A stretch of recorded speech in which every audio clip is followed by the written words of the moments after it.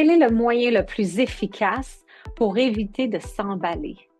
Vous savez, quand il arrive un événement, disons que tout le monde travaille, ça va bien, tout le monde est à son poste, il y a des bonnes discussions, et tout à coup, quelqu'un dit quelque chose, là, ça vient vous chercher, vous emballer complètement, puis là, tout à coup, vous n'êtes plus à votre meilleur. Ou ça arrive à quelqu'un d'autre dans l'équipe. Il y a quelqu'un qui s'emballe, puis tout à coup, on n'est plus raisonnable. Il n'y a plus de conversation qui puisse se passer. Il y a des portes qui se font claquer. Alors, comment on fait pour éviter de s'emballer? En fait, il y a plusieurs astuces. Moi, j'appelle ça peut-être plus des band-aids. C'est plus des façons de, non pas d'y remédier, mais d'y faire face quand ça arrive. Puis je suis d'accord avec ces mini-trucs-là, ces petites techniques comme de prendre une respiration, prendre une pause, peut-être aller prendre une marche, essayer de générer des substances biochimiques positives dans notre esprit, peut-être avec une balle de stress, peut-être avec juste le fait de se fermer les yeux, se sortir de la situation. Alors ça, c'est toutes des bonnes réponses, mais c'est pas le meilleur moyen. Le meilleur moyen, en fait, d'éviter de s'emballer, c'est d'enlever le bouton panique. Si on enlève l'élément déclencheur, puis qu'on enlève le bouton, il n'y a personne qui peut le presser. Ça, c'est la façon numéro 1 d'éviter de s'emballer. C'est ça que je fais moi avec mes clients.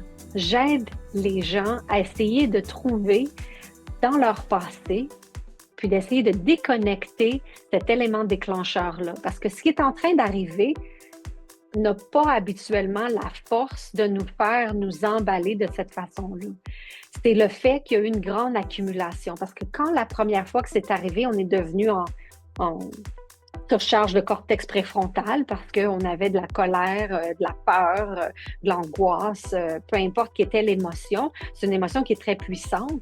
Puis, notre inconscient ne va pas nous laisser en surcharge de cortex préfrontal très longtemps. Notre inconscient va venir à la rescousse, va prendre ces émotions-là avec cette expérience-là, puis il va la classer ailleurs dans le cerveau limbique pour aller lui donner peut-être une explication. Il va généraliser ce genre d'événement-là, créant un neuropathway, une connexion neurologique, en fait. Puis, cette connexion neurologique-là va donner un sens qui va dire, quand quelque chose comme ça arrive, on doit se sentir frustré, on doit se sentir fâché, on doit avoir peur ou on doit s'emballer. Alors, quand c'est arrivé, cette chose-là, la raison pour laquelle cette expérience-là s'est arrivée, au moment où le bouton a été créé, ce n'était pas vraiment pour vous associer une réaction de frustration ou de colère. La raison pour laquelle cet événement-là s'est passé, c'est parce que vous deviez apprendre quelque chose. Vous deviez monter au niveau suivant dans votre cheminement de vie pour être capable de monter à un niveau supérieur, puis d'apprendre quelque chose, de devenir plus grand, puis en fait d'être reconnaissant que cet événement-là se soit passé. Comme ça, vous pouvez avoir appris quelque chose. Mais le problème, c'est que probablement que cet événement-là n'a pas été assimilé comme il faut. C'est ça que moi, je fais avec mes clients.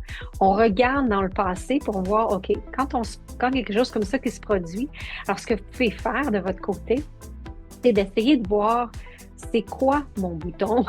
C'est quoi le bouton qui se fait presser tout le temps? Puis pourquoi que ça me fait réagir comme ça? Qu'est-ce qui a créé cette cause-là après ma barre? Puis de retourner dans le passé et de dire, OK, il y a quelque chose que j'ai pas bien assimilé. J'avais dit à mon cortex préfrontal à ce moment-là que cet événement-là devait créer un bouton pour me faire réagir négativement, mais je vais lui réassimiler une explication différente pour dire que quand quelque chose comme ça se produit, ça veut dire que j'ai appris quelque chose et je suis reconnaissante et je suis très contente, en fait, que cette chose-là se soit produite parce que maintenant, je suis à un niveau supérieur dans ma vie. Alors, c'est d'aller euh, assimiler, en fait, l'expérience qui s'était produite, puis c'est de cette façon-là qu'on est capable d'enlever le bouton complètement, puis comme ça, il n'y a pas personne qui va pouvoir le presser. Alors, ça va me faire plaisir de vous aider avec ce processus-là et vous pouvez quand même, de votre côté, commencer à réfléchir à c'est quoi vraiment qui est derrière le bouton, puis qu'est-ce que vous avez appris et comment redonner une explication différente à cette expérience-là.